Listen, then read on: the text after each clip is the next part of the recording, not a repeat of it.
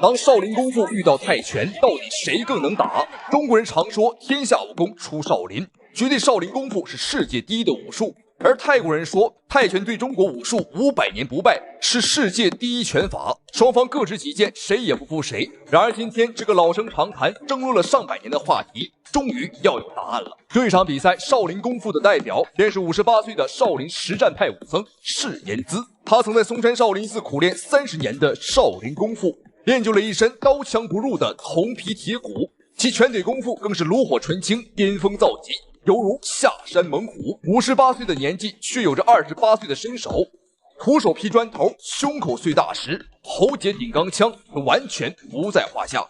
从视频中就可以看出，释延滋以1敌2完全不在话下，将2个总统级保镖打得落花流水，屁滚尿流，让老外见识到了真正的少林功夫。而这一场比赛，泰拳的代表便是38岁、有着100胜战绩的泰拳6冠王阿顿·彭查拉奇。他是泰拳界绝对的元老级人物，就连拳王波球见了他也要叫一声师叔。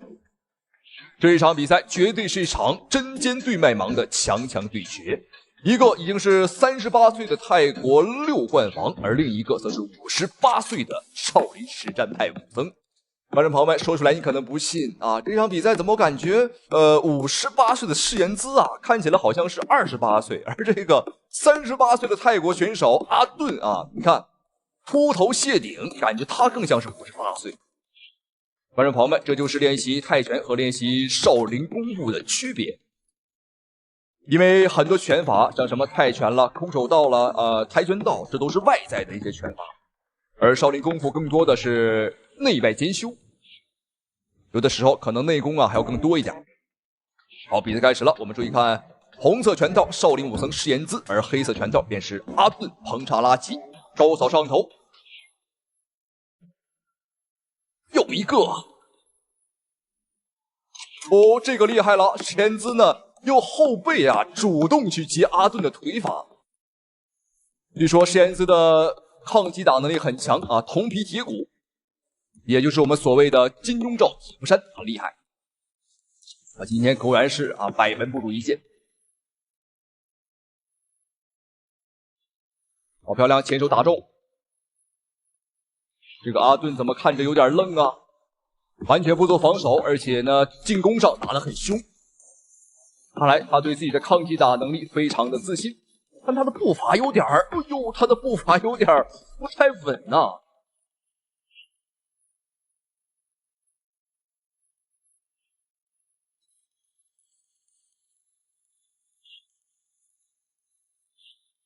好，注意看这个阿顿还是很自信，刚刚的一次击倒让他有一点愤怒，因为这个泰拳呢也是以强硬而闻名啊，抗击打能力也很强。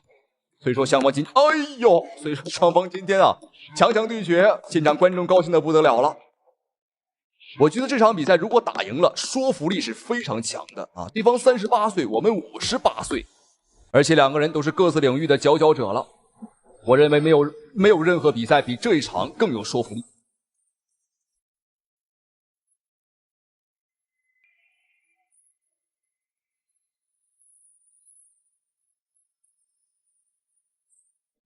好，第一回合比赛结束。那么赛前有很多泰国人叫嚣啊，说本场比赛这个阿顿啊会把释延滋打成肉泥。但是现在的结果很明显了，我个人感觉这个阿顿啊完全不是释延滋的对手。不是我们吹牛啊，今天就算你把波球放上来，我觉得那也不好说，太年轻了，58岁啊。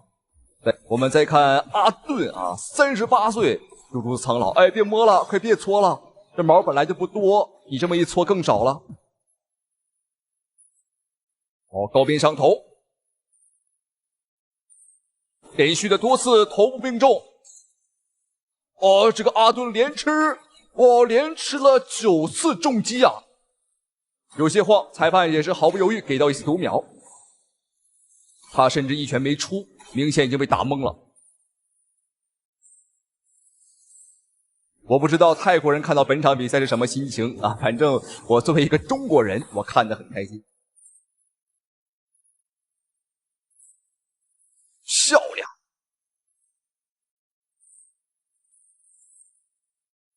哦呦，前手平勾，我们看阿顿彭查拉奇，这位泰国6冠王趴地不起了。5秒不行了，这起不来了。好，那么这个争论了上百年的话题就此结束，以后也不要再争论说什么泰拳强还是少林功夫强了。很明显，这个结果完全没有争议。58岁打38岁，少林打泰拳，我们已经赢了。好，这场比赛的结果，说句实话，我是挺意外的，没有想到对方啊如此的不堪一击，在少林功夫面前。上一场比赛，有些观众朋友们可能会觉得打得太轻松了，打得太快了，那也是没办法，我们少林功夫就是这么强。那接下来这场比赛更是快到离谱。这个黑人选手是来自于非洲的一个实力悍将，对方21岁啊，石岩姿的话是58岁。那这个更离谱了，差了30多岁啊！不要说当对方的父亲了，当对方的爷爷，我觉得都快够死。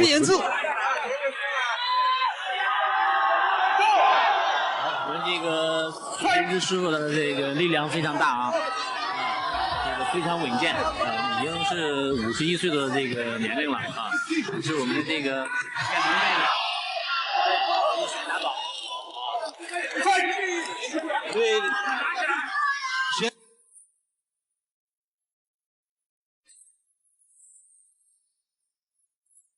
好，打到了。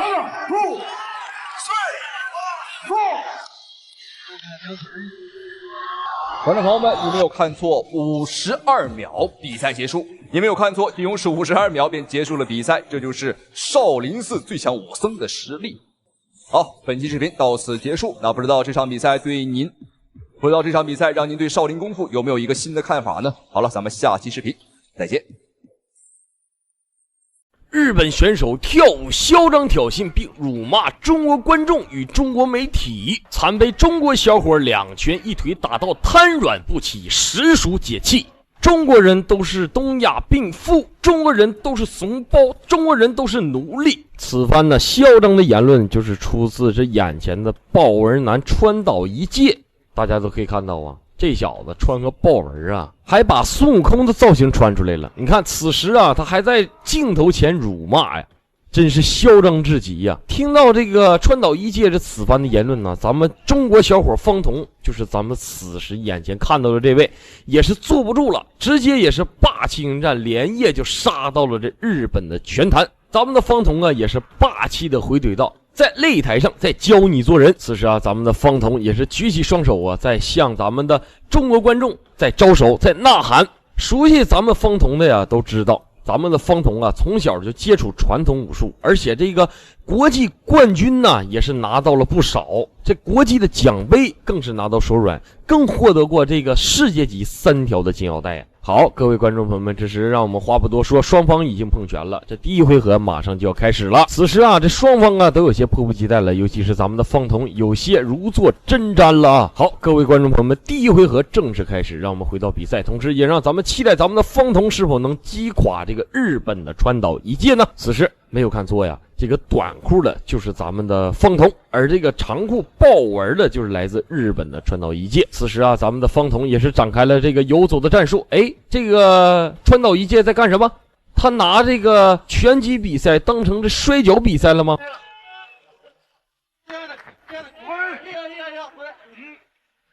此时咱们可以看到，咱们的方彤直接上来发起了猛攻。哎，这个日本的川岛一介在干什么？他在挑衅，在跳舞挑衅，在告诉咱们的方彤过来，他不怕。哎，这小子真的是很猖狂啊，居然跳起了恰恰舞。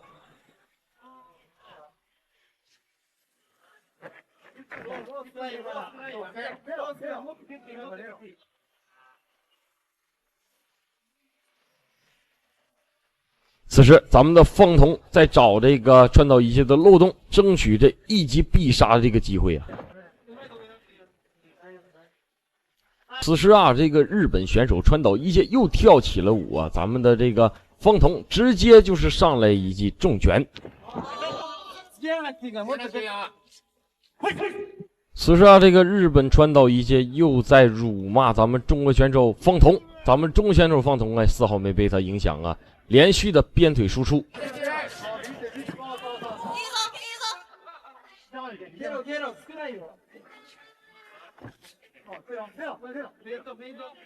此时啊，这个川岛一介呀，又站在那儿疯狂的挑衅上了啊，又手舞足蹈的开始，又是抽筋拔骨的摇起来了，咱也不知道这是干什么。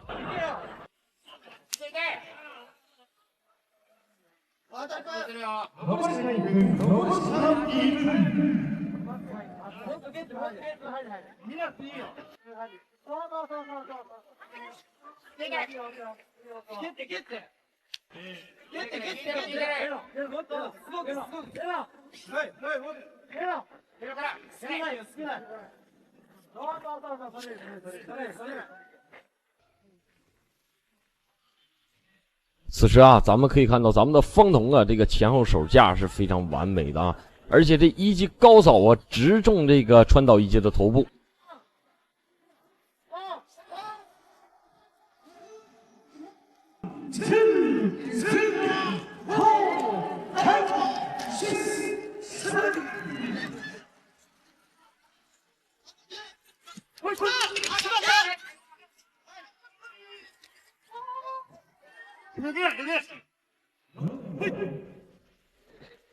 好，各位观众朋友们，第一回合到此结束。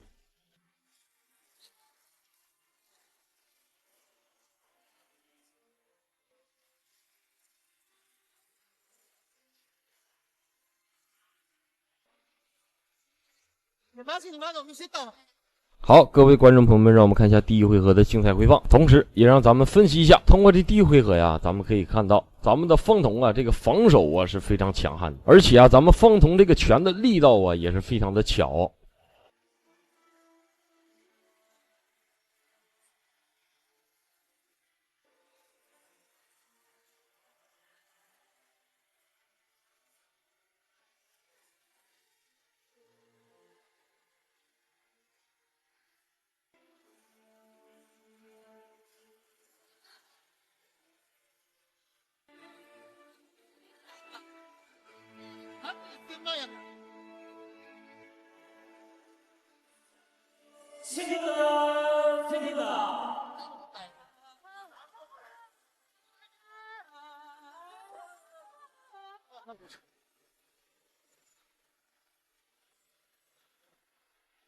好，各位观众朋友们，第二回合正式拉开序幕。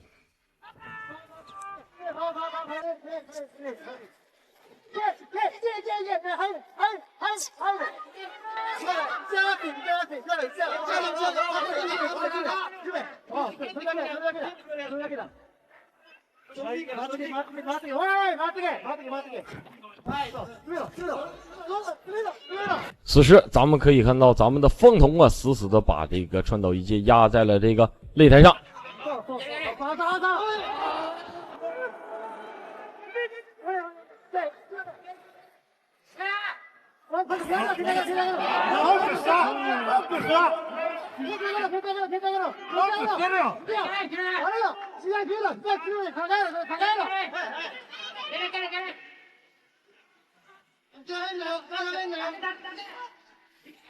此时啊，咱们的方童成功拿到了这个上身位，对这个川岛一介疯狂的砸拳。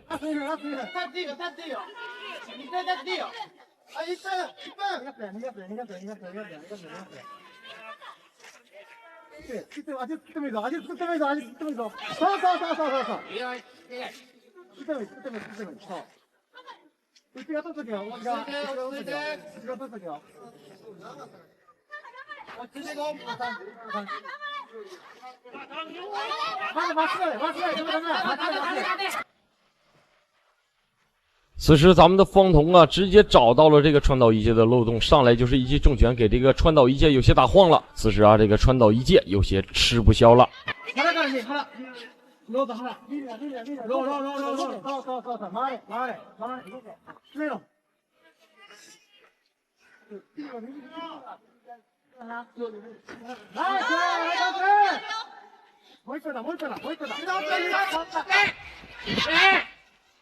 此时啊，咱们的方童对齐这个川岛一介疯狂的输出，死死的把这个川岛一介逼在这个卫生边。此时这个川岛一介也是真的是吃不消了，体力也有些透支了。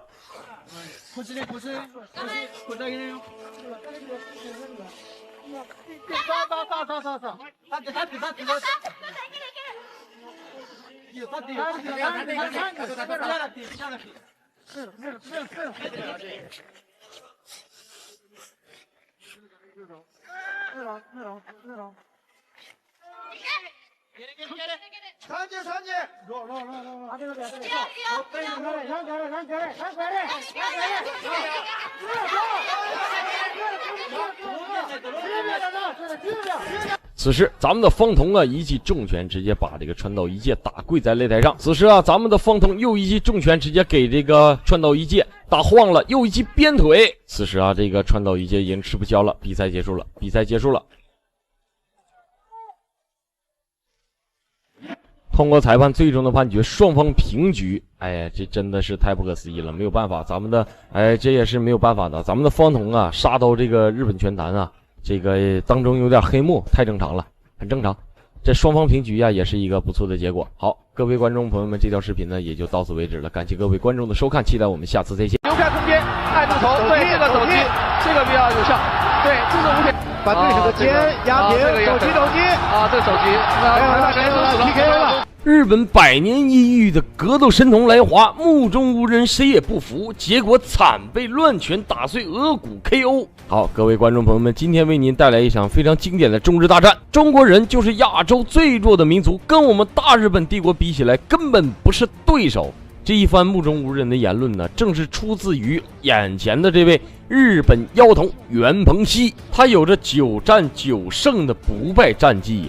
这赛前呢，这小子更是声称要一拳将咱们的吴铁印送上担架，而他今天的对手就是咱们的中国小伙吴铁印。吴铁印呢，听到这小日子此番的言论，也是霸气迎战，并回怼道：“我在擂台上等你，我一定让你躺着回到那座樱花岛。”大家熟知吴铁印的都知道，他曾经获得过世界级金腰带，更参与许多泰拳与自由搏击的比赛。擂台经验呢，可以说是相当的丰富。此时裁判示意双方选手站在擂台中间，诉讼比赛规则。好，各位观众朋友们，通过裁判示意，第一回合马上开始，让我们期待咱们的吴铁印是否能击垮这个日本妖童袁鹏熙呢？好，各位观众朋友们，第一回合正式开始了。这双方刚上场啊，就打得非常激烈啊！咱们的吴铁印直接一记抱摔，死死的将这个袁鹏熙控制在地面。很漂亮啊！一个有力的打。现在擂台上咱们可以见到，咱们的吴铁印呐，身穿红色短裤，而这个被压在身子底下的就是来自这个日本的小子袁鹏熙。小腿里边，好，强把位是综合格斗非常重要的一个，这跟摔跤的强把非常像，是的，是在有力的位置上。好，双方因为在绳边没有办法继续。此时裁判示意双方在围绳边无法展示这个格斗技术，示意双方回到擂台中间。要从2个人都互相认同的位置开始，对，直接肘击。对，此时啊，咱们可以看到咱们的吴铁印直接就是一记肘击，重重砸在了这个袁鹏熙的脸上。下位选手是一个防卫的姿态，反而会遭到打击，这个是一定跟纯粹的倒伏柔术是不一样的。所以在柔术里控制与反控时变得特别重要。对，现在下位选手在努力的移动胯，把膝盖垫进去，仍然是半封闭防守的姿态，有一条腿。此时我们可以看到咱们的吴铁印成功拿到了这个上身位，而且这个腿部死死的锁住了袁鹏熙的腿部，并且这个手啊也成功拿到了内把位。来看吴铁印可能要用他的肘击，他要用砸肘可能。但是呢，对方锁住他的2个胳膊。对方是做了一个半蝴蝶的防守，想要破坏上位选手吴铁印的重心。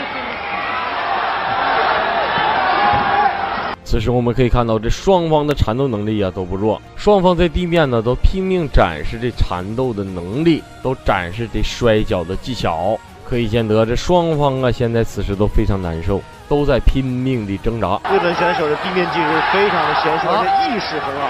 对，他在控制他。我们看一下，腿越来越高，越来越高，进入了蝴蝶。吴铁印在过腿，如果能够想办法把2条腿从对方的双腿控制都拿出来，就有了优势。对，但是有一条腿被牢牢的控制着，一直没有拿出来。而且因为这个位置被干扰的，也不太会形成特别好的打击的位置和空间。对，所以从这一此时通过裁判示意双方回到站立，因为双方啊在这个地面都没有展开动作，都没有建树，所以站起来重新进入站立。比赛继续，咱们的吴铁印直接就是上了一顿猛攻，吴铁印打得很主动，对，看看摔怎么哦，加劲摔，日本选手启动加劲摔。此时啊，咱们的吴铁印直接就是一记抱摔，把这个袁鹏熙又再次拉到了地面，进行疯狂的砸手砸拳。对，这是吴铁印的长处。对，日本选手控制对方的脖颈，把吴铁印的头拉下来了，这样呢没有空间打击了，进入到全封闭防守。对，刚才的话，这吴铁印还是打中了几次。肘击。现在日本选手在一块，可能要重新恢复到中间位置上去，在下场边了。裁判要干预了，因为这样下去没有办法做动作了。好，各位观众朋友们，通过裁判示意啊，这双方在这个围绳边呢展示不开，又回到了这个擂台的中间。对，又是一个主动的砸击。吴铁印的经验也很丰富，对，表现在这个抢时机的机会上。但是呢，他空间留的不够。这个其实这场比赛呀，我们可以看到咱们的吴铁印呢打的是比较老成的啊，每一击的砸肘，每一击的砸拳，每一击的抱摔呀，都是在他的节奏里面的。好，各位观众朋友们，这第一回合呀，还有1分钟就要结束了。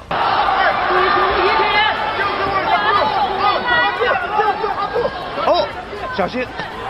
好。这个时候不要把脖子留给对手，再次半蝴蝶啊！这个好，各位观众朋友们，此时我们可以看到咱们的吴铁印又是对这个袁鹏熙一顿疯狂的输出，还要注意自己的胳膊，用头部在撞击对方，不能用头进攻。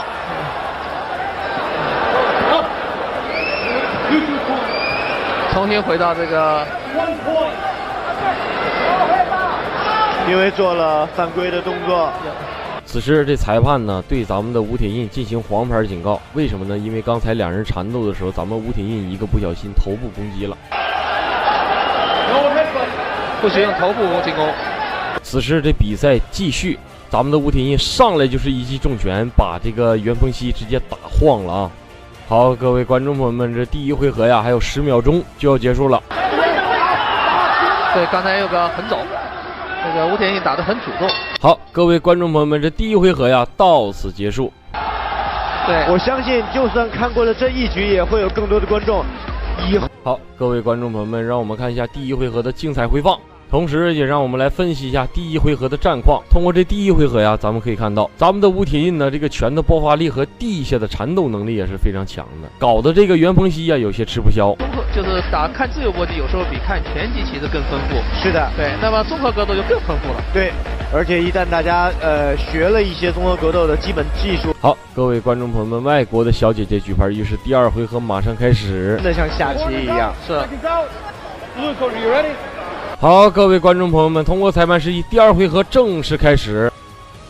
我们可以看到咱们的吴铁印呢，真的是非常的凶猛啊，非常的凶悍，上来就是连续的重拳，直接再次把这个袁鹏熙摁倒在擂台上，再次展开这地面的战斗。大家的位置形成了，好，两条腿全部都在防守以外。此时我们可以看到咱们的吴铁印直接就是连续的砸肘与砸拳呢，对其进行疯狂的输出，只能搂头。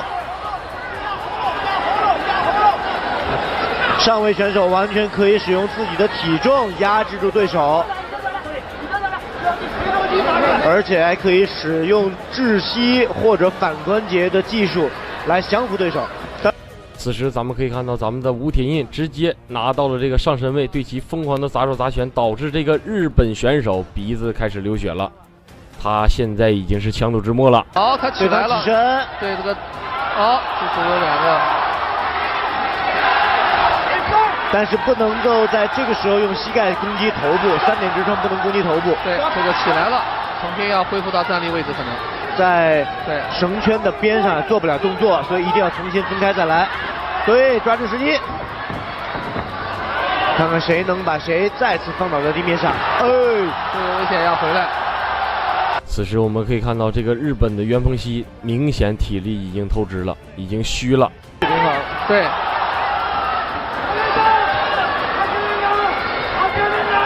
这个看谁的摔法更好一点。对，我觉得日本选手也非常顽强，到目前为止其实还没有出现过大的失误，只是在地面的下位时间比较多，对，受到了砸击次数比较多，其他方面都做得非常完美。对，所以他9战9胜也不是白来的。对，地面的意识非常清晰。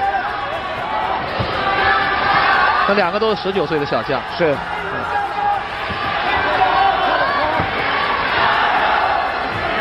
此时咱们可以看到，咱们的吴铁印又一记脚绊把这个袁鹏熙再一次摁在擂台上。这个叫法。对，下位呢，日本选手害怕了，应该他只能够不断的用手臂搂住对手的这个脖子和控制一只手，对，控制距离不让他砸击，而且刚才形成打击的空间。对，而且刚才已经见血了，打击还是有效的。是。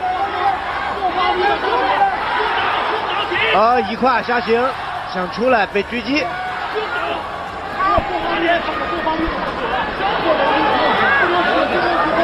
吴铁印想要把头抬起来。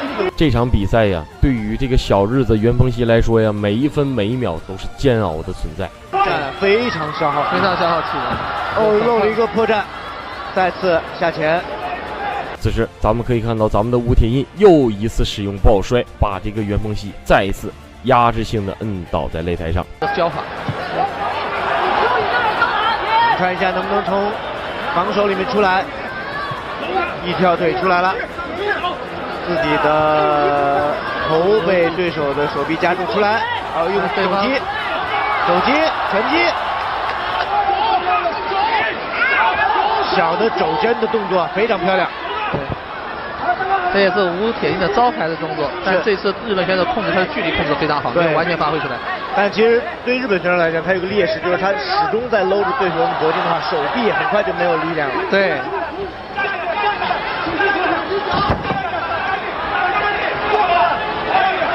此时啊，这个日本选手也是躺在地上不起来了。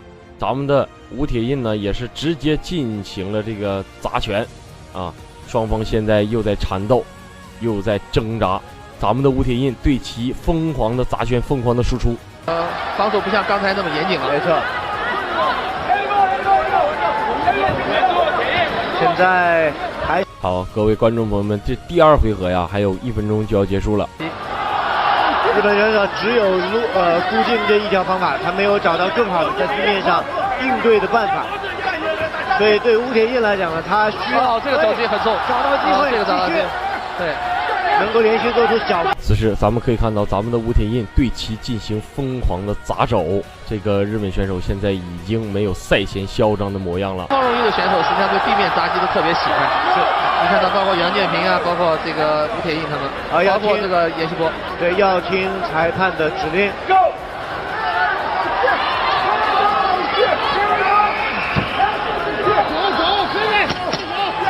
还有10秒钟，第2回合比赛结束。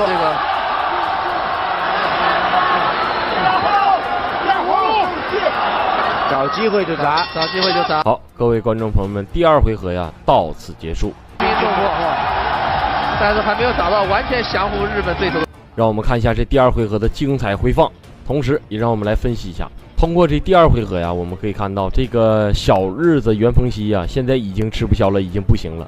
这场比赛对于他来说呀，每一分每一秒都是煎熬啊。他这个拳法，这个缠斗能力啊，完全不及咱们的吴铁印，这样还是占一定优势。对。好，各位观众朋友们，此时我们穿着火辣的小姐姐举牌预示第3回合马上开始。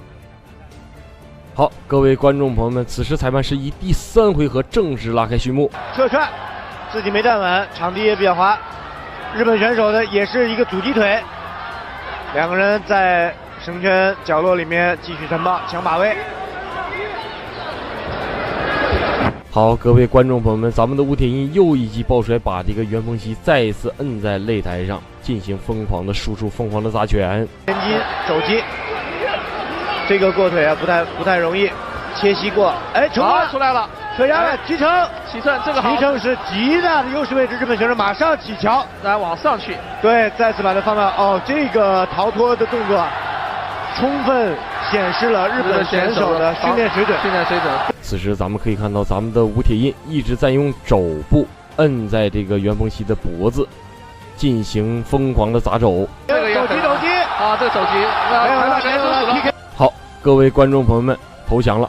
袁鹏熙投降认输了，不打了，比赛结束了，咱们的吴铁印赢了。这场比赛打的是非常精彩的，咱们中国场外观众也是为咱们的吴铁印欢呼拍手叫好。让我们看一下这第3回合的精彩回放，同时也让我们来分析一下这个小日子缠斗能力，包括这个力量啊，他是不及咱们的吴铁印的，他早已经是强弩之末了。吃了他。本场比赛经过裁判裁定，好，各位观众朋友们，通过裁判最终的判决，一定是咱们的吴铁印获得冠军，恭喜吴铁印荣获最终的赢家。这条视频呢也就到此为止了，感谢各位观众的收看，期待我们下次再见。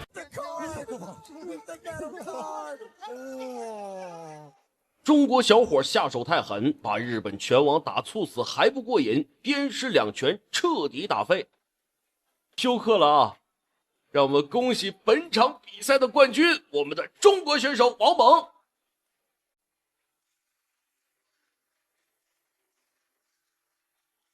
日本臭流氓男扮女装来华，不料被中国姑娘重拳打碎额骨，险些当场身亡。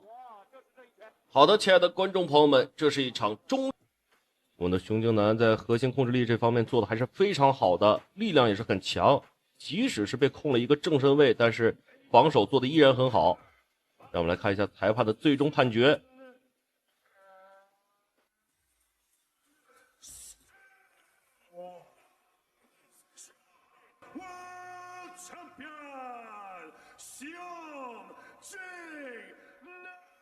哎呦，非常漂亮！让我们恭喜本场比赛的冠军，我们的中国选手熊静南。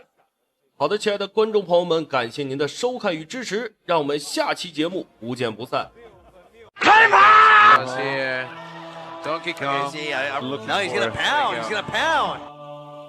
蒙古汉子奥尔格勒大显神威，连砸数10拳，干趴日本选手。好的，亲爱的观众朋友们，您现在收看的是一场超级重磅的中日对局，我们的功夫熊猫奥尔格勒大战日本重级别拳王增田裕介。那么让我们闲言少叙，第1回合比赛马上开始。好的，你可以看到身穿蓝色短裤的就是日本拳王增田裕介，而身穿红色短裤的这个套马杆的汉子就是我们的功夫熊猫奥尔格勒。可以看到啊，双方这个比赛开始进入了一个试探环节。哎呦，这个增田裕介是疯狂的游走啊！可以从身形数据来看的话，这个增田裕介跟我们的奥尔格勒好像不是一个量级的似的。那么增田裕介也是一名非常出色的拳手，在日本有着一个12连胜的战绩，可以说在国内罕逢敌手了。这次挑战我们的奥尔格勒，他也是表示希望自己能在1回合之内 KO 奥尔格勒，让奥尔格勒见识见识什么是真正的拳王。我们的奥尔格勒呢也是没有过多表示，只是说擂台上见真章吧。那目前来看的话，我们的奥尔格勒好像静止了一样，感觉这个人不停的游走，很烦人的样子呀。这个裁判暂停了比赛啊，叫我们的奥尔格勒回去，然后他这是应该是罚牌。好的，他的意思是你这个消极比赛了，发了一张牌。啊，这个就说明增田裕介必须是要跟奥尔格勒进行一个接触战斗啊，不能一直跑啊，一直跑算怎么一回事呢？我们奥尔格勒，哎呦，这身肉啊，一跑起来都晃悠。那么熟悉我们奥尔格勒观众都知道，被人称之为功夫熊猫，是一个蒙古汉子，460斤呐，也是我国全国摔跤冠军。那么之前在日本的时候，我记得啊，打过一段时间的相扑，在日本非常的厉害。Right away, he wants to Arugula to chase him like that. 这个大家必须要理解啊，我们的奥尔格勒460斤，跑起来虽然很有威势，但是还是慢一点。那么这个增田裕介也是的，哎呦，抓单腿。好的，可以看到我们的奥尔格勒，哎呦，完全没有压力反制，想做一个裸脚，我的天哪，这个冲击力太大了。感觉这个增田裕介没有任何反抗的机会。Working towards the back if he pulls that leg across. Does he have that move though? Aurigala looks like he's just holding on to him, or he has to turn right to get up. 这个其他的比赛啊，双方的选手一旦进入地面，挣扎的会非常的厉害。你看这个比赛，我们的奥尔格勒是摁住增田裕介之后几乎不动啊，这个增田裕介也没有什么办法反抗。我的天哪，力量上感觉都不是一个量级了。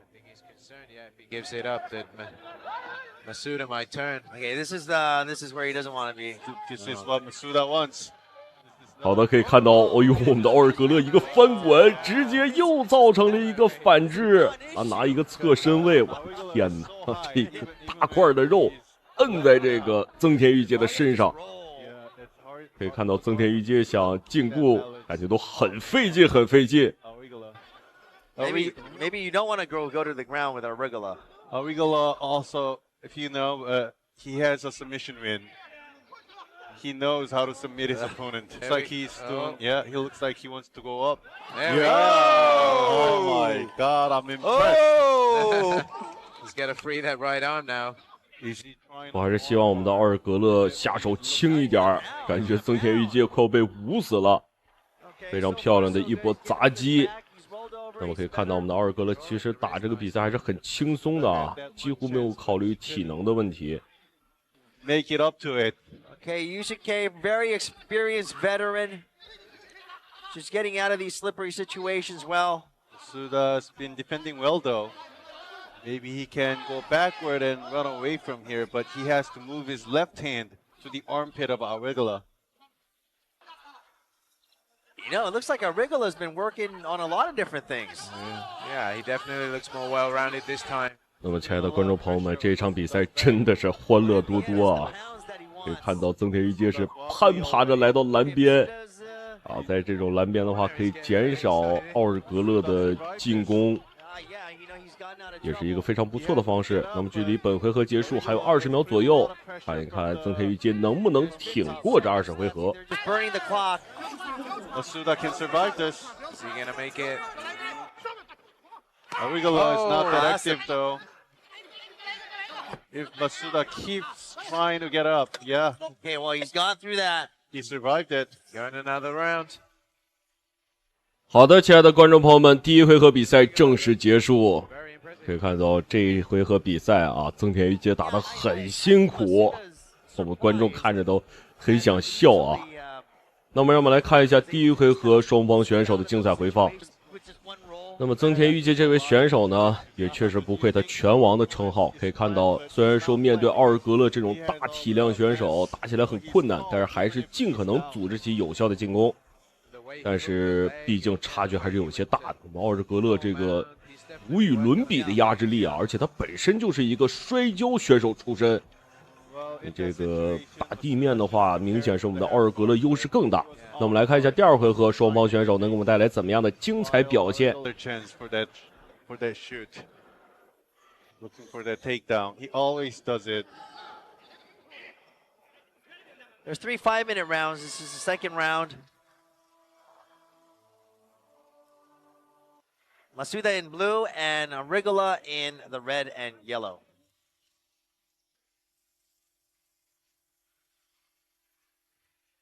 Aurigala is a little gassed.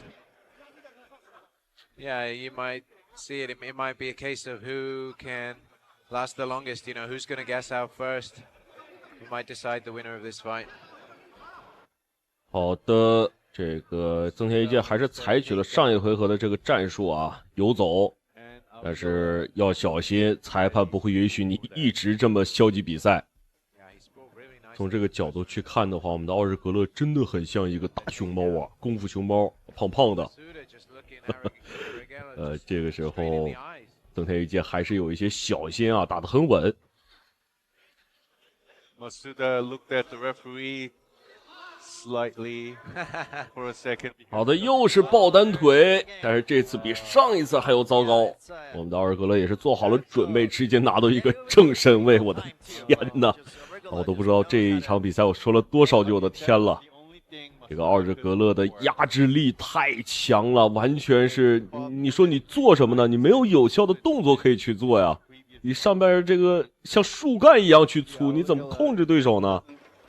He also trains for this fight, right? He should have studied Masuda, but he has to finish it quick though. It's great team. Who has more than 20 fights. But Matsuda's got to do something to get out of here. See, he could technically just pop his knee through, you know, go back to full guard. I think he's got a good chance of that. Aragella's giving him the space to do that. His left knee could come through Aragella's legs and back to full guard. Maybe Aragella's belly is pressing his leg. Right? Yeah. 那么双方选手已经足足打了3分多钟的地面了。观众朋友们，这可不得了啊！我是真的为增田裕介的这个身体感到担忧，竟然能坚持这么重的东西压在身上，460斤重，天！ Okay. He's gonna rain down some shots here. Donkey Kong. 搞得非常漂亮，一个连续的重砸。我们的奥尔格勒也知道不能一直压着对手啊，还是要打一些有效攻击的，最好是能在这一回合 KO 增田裕介。但是看目前这个情况来说，增田裕介的抗击打能力很不错啊，这种不屈的精神还是很值得我们学习的。He's got all that weight down on top of Masuda. If Masuda wants to do something, he has to move his core, but 又是一个连续的砸拳，观众朋友们，你们可以看到啊，我们的奥尔格勒虽然说这个砸拳很慢，但是相信我，每一拳都很重。10 seconds left. Second round.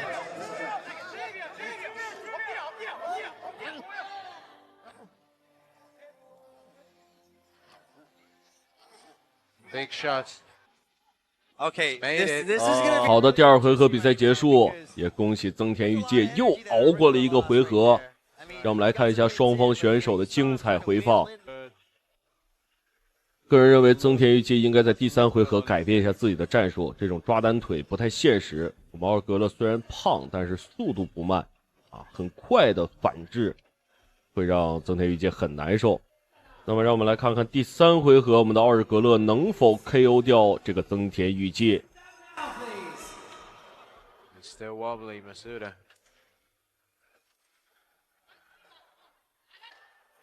He's going forward, yeah. glove touch. Aragelela wants to finish this. 好的，第3回合，奥尔格勒也是不打算给增田裕介机会了，直接逼至蓝边，还是要主动的跟这个增田裕介打地面。 the knee to the midsection, which doesn't really seem to have that much effect. Yeah, he's got a lot of padding.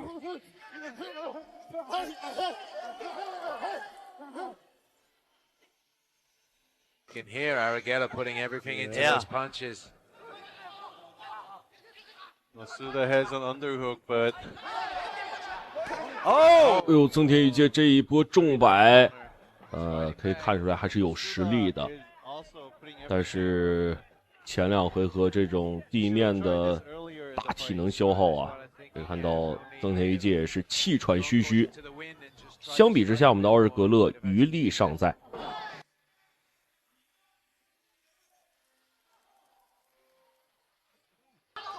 Aragelela coming with the uppercuts from that clinch position with the left hand. Masuda's doing everything right. He's doing the clinch and he's doing the wrist control. But Aragelela is just overwhelming. Masuda is tired. Who's not tired here? Yeah. The thing Aragella's got going for him is he's so big, even though he's tired, he throws those shots, he's got so much weight behind it, it doesn't really matter. Whereas Masuda, he's got to put some strength, some energy into those shots to hurt Aragelela. 好的对拼，重摆，我的天哪！哎呦，哎呦呦，我的天哪！这个增田裕介直接是被打倒了。可以看到刚才那一拳是结结实实打在增田裕介的头部了。好的，让我们恭喜我们的奥尔格勒获得本场比赛的胜利。天哪，这一拳打的实在是太凶了，可以看到增田裕介直接是休克了。那么让我们来看一下裁判的最终判定结果。这个我们的奥尔格勒啊，确实希望他在未来的征途上越来越好，也希望泽田裕介能够长一下记性啊，在未来的比赛中也会越来越好。好的，让我们恭喜我们的奥尔格勒获得本场比赛的胜利。那么，亲爱的观众朋友们，感谢您的收看与支持，让我们下期节目不见不散。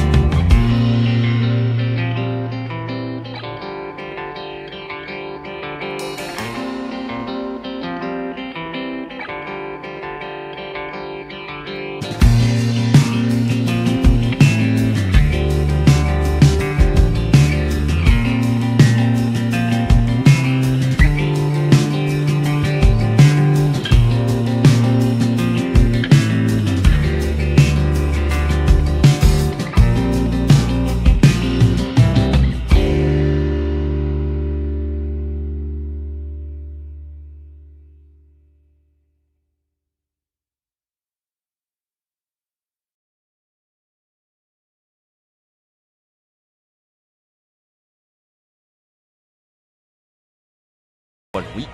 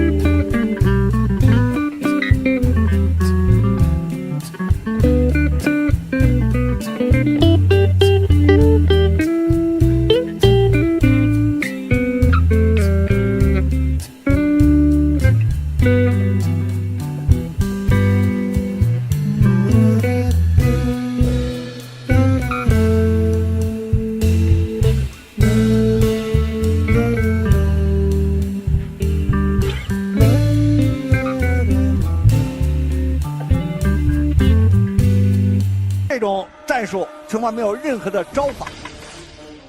我摆拳打不了，我直拳是从上往下打，有目标一个下滑就没了。我又不会腿法。好，第2回合结束。崔洪万也很难受，也很难受。这比赛确实打得很别扭的。杨连讲啊。好，观众朋友们，双方的比赛进入到第3个回合，让我们先来看一下2个人的精彩表现。周志鹏呢，这个游走战术采取了2个回合了。哦，注意看，第3个回合反而是更快了啊！这个战术是完全没问题的。而且仔细看的话，崔洪万的腿呢，哦，这也是有一点点红了。这个崔洪万也很难受啊，你看抓不着，主要是打不着。啊，你看对方已经很无奈了啊，他在笑。如果对方不服的情况下，我觉得啊，可以让张志磊和对方打一场。我觉得张志磊和对方打呢，这个3期开差不多啊。张志磊啊，每3秒钟按对方人中7次，这个打他，我觉得是没问题。只不过打他呢，这个对张志磊来讲啊，有些自降身份啊，有些掉价。毕竟我们磊哥现在是世界拳王。但如果需要的话啊，磊哥也会站出来。崔洪万只能摇摇头，这真的没办法。我都注意再低点，再低你还能低到多少？呀！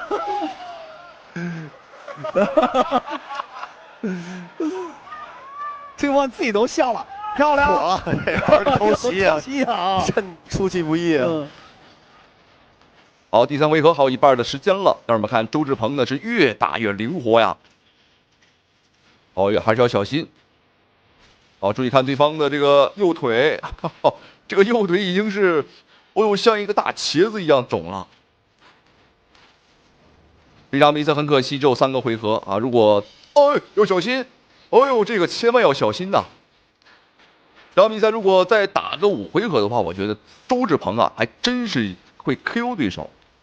啊，你看这个累积性的腿法伤害啊，对方到后面肯定是站不起来了。是的一个拳套，你看他的拳套比这个周志鹏的拳套得大多少？对啊，粘在一起了。看就这么轻轻一推，没就倒。这中国有一句老话，身大力不亏啊，但是绝对力量确实很出色。今天这个周志鹏就利用他这个躲闪移动，化解了这个崔洪万这个拳法的进攻。你看，你就没法打着他，这打不着。又打空，漂亮，终于能够着头了，终于够着头了，够着头了。他这头也顶周志鹏2个头大。还有最后的10几秒，13秒，你倒计时最后的10秒钟。这场比赛的胜负已经看出来了，已经看出来了。比赛结束，我们等待。好，观众朋友们，比赛终于结束，这场中韩对局以小博大。我们的中方选手解放军拳王周志鹏本场比赛的表现太牛了啊！采取了一个游走型的战术，一个游走的打法，把这个崔洪万是耍得团团转啊，非常的精彩。好，本场比赛让我们恭喜周志鹏演术判定获胜了啊，非常的不容易。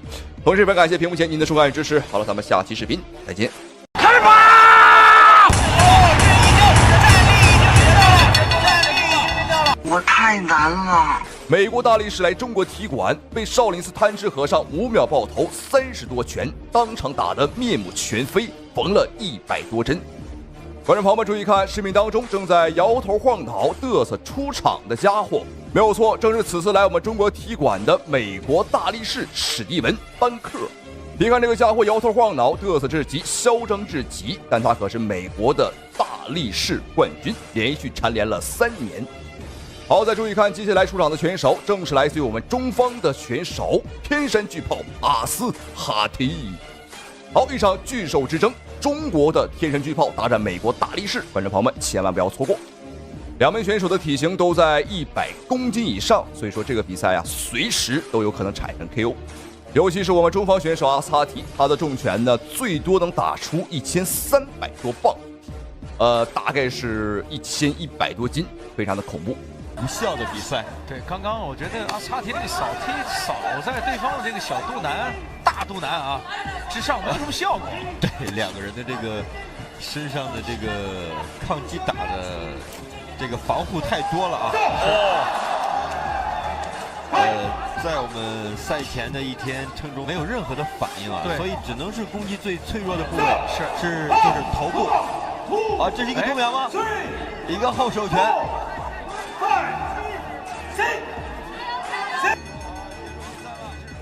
哇，没有想到我们中国出战的第1名选手竟然输给了这个史蒂文·班克，可以看出，哇，对方的这个重拳啊，的确是够猛。因为对方是个大力士，所以说他的拳头力道和杀伤力是很猛的。好，再来看一下第2场，我们中方派出的第2名选手来自于中国的邹立涛。邹立涛来头不简单了，身高1.91米，体重达到了370多斤。邹立涛是练习我们中国传统摔跤出身的，但是后来呢选择打了拳击，打了这个自由搏击。好，来看一下第2场，我们的邹立涛啊能否抵挡住史蒂文·班克进攻的步伐。在来中国踢馆之前，这个史蒂文·班克已经是立下了豪言，不赢他个180场绝对不走啊，不赚上他个1000、2000万啊，绝对不走。很显然，对方把我们中国擂台啊当成了赚钱的工具啊，他捞钱的工具。中国挣钱，美国花，我们绝对忍不了。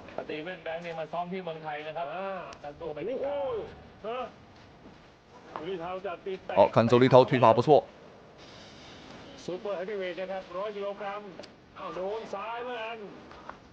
抓腿，哎呦，两个肉墩子的对决。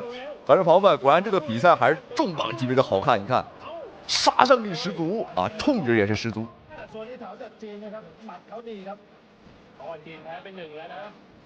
在上一场比赛，这个史蒂文·班克战胜了阿斯哈提之后啊，对方现在是当众向张志磊发起了叫板，但是咱磊哥呢比较忙，没工夫搭理这么一个死胖子。上一场比赛我觉得阿斯哈提输给他呀，多少是有些轻敌了，没有想到对方的拳会这么重。好漂亮，后手。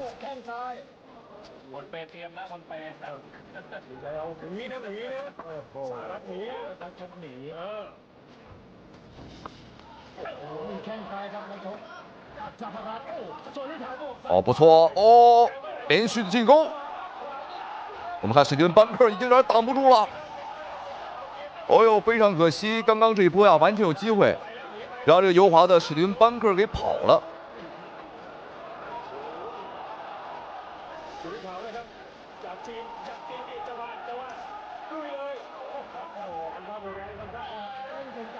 哎，怎么感觉邹立涛有些晃呢？哎呦，什么情况？邹立涛怎么？哎呦，哇，这个我们都没有看清楚，是不是刚刚连续的进攻耗费了太多体能？哎呦，结束了。第二。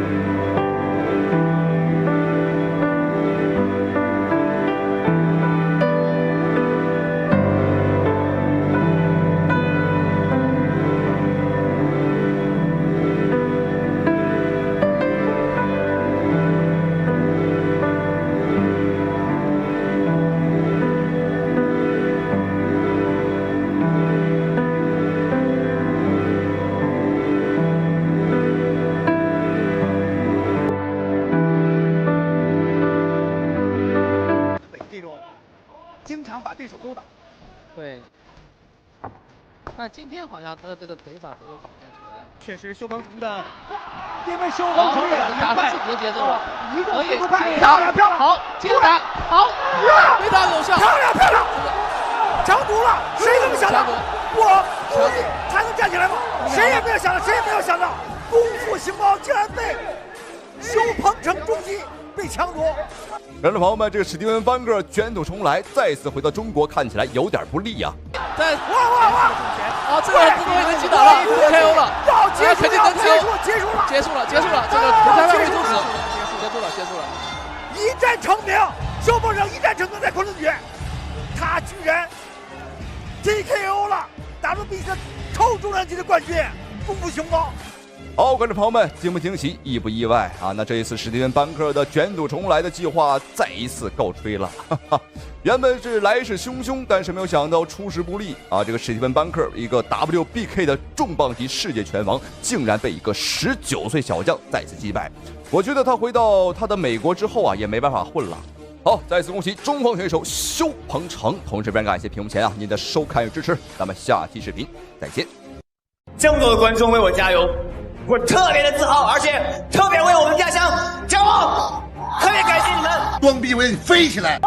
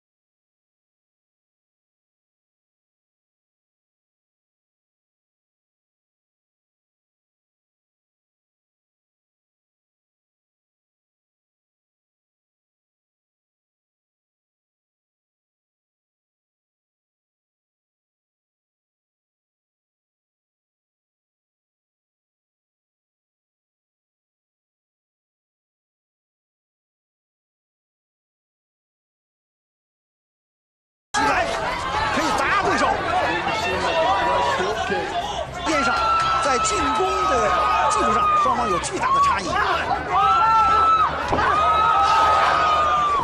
我们看到现在这个凯文米歇尔也不认输，我继续在地面上，我采用这个腿蹬的这种技术。哇！杨建平不给对方喘息段。不知道现在坐在台下的美国达官贵人们看到杨建平的表现，他们心里边是什么滋味？因为比赛结束之后啊，搞不好他们的裤衩都要赔光了。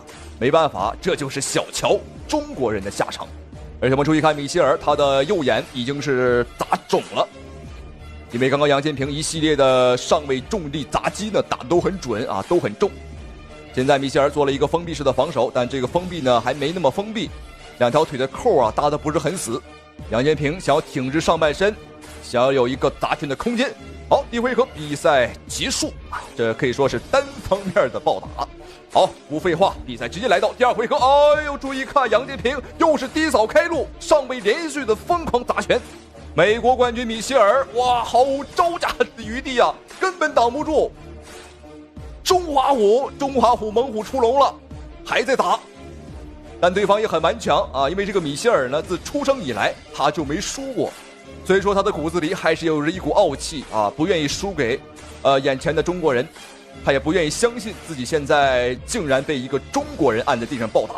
没关系，现在只是开始，遭罪的还在后面。在上面的身上，但是对方也很聪明，利用双腿来夹住杨建平的这个躯干，采用一个地面防守技术，我不让你出拳，你这个出拳，我利用我的双手还能护住，让你打不住我。当然要比这个站立式你更容易 KO 我那种防守的难度要更大。我们现在看到这个凯文米歇尔的这个左侧的眼部已经肿起来了。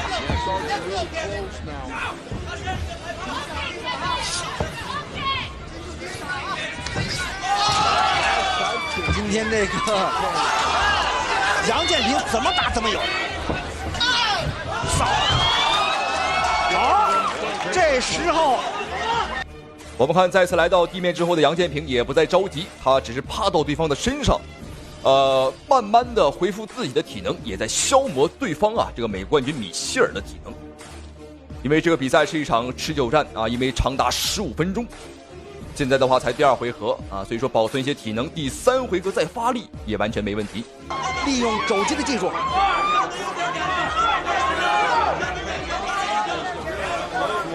现在这个凯文米歇尔只能进行这种防守，他已经完全没有力量来进行进攻了。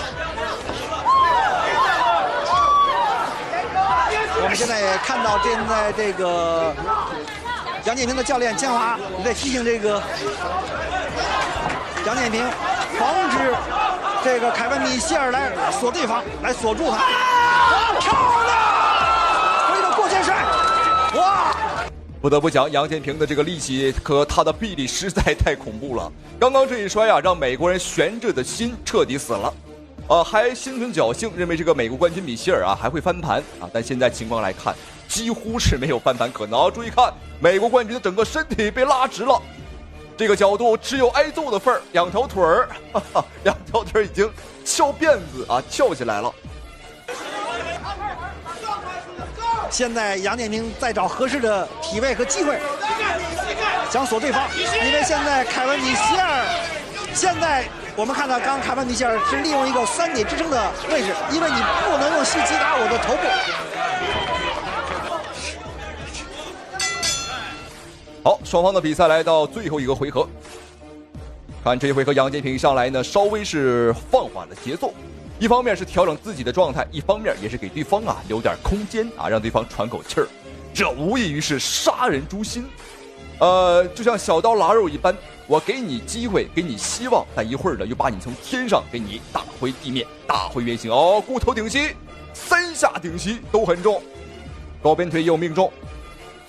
低扫，米歇尔很怕杨建平的低扫，因为在前2个回合呢都是被低扫，然后砍入到了地面。看到杨建平的这个地面技的主动进攻，还要欣赏到凯文米歇尔的地面的防守技。担任本场比赛的是 Steve， 断头台啊，包括3条锁的技术，但是都没有施展成功。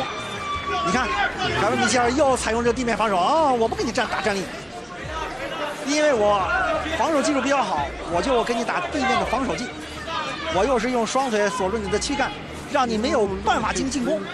好，现场的裁判明里安里已经帮助美国冠军米歇尔回到站立很多次了。我们看米歇尔回到站立之后精神抖擞，似乎是想在最后一个回合拼上那么一拼。如果这场比赛他打输的话，我相信他退下场地之后，他的下场也会很惨，因为得罪了很多美国资本家他让他们输了钱。好，小心！这个米歇尔还想尝试用腿部锁杨建平的头，但锁杨建平不好意思只有杨建平锁别人，没有人锁过杨建平。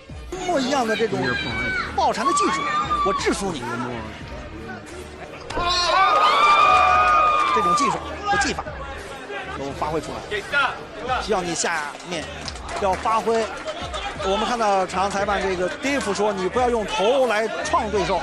刚刚现场的裁判又找了一个借口，把米歇尔美国冠军又拉回到了站立。我现在怀疑现场裁判是不是也把宝压到了这个美国冠军米歇尔的身上。双方采用的就是转力技，进行一种移动。我看他们那几场比赛都是在前2局就结束上的，漂亮！又是一个夹劲摔因为毕竟这个杨建平，他不仅练过拳击，练过这种散打所以他的技术非常的全面。1分钟了。比赛结束了。好，这场酣畅淋漓的对决终于结束。杨建平，我个人感觉他完全是故意的折磨了对方15分钟，他完全有能力可以在5分钟或者3分钟之内结束比赛，只不过想多打一会儿，让美国人见识一下我们中国人真正的实力。要不然结束的如果太快，美国人会找借口说杨建平运气好。好，恭喜杨建平。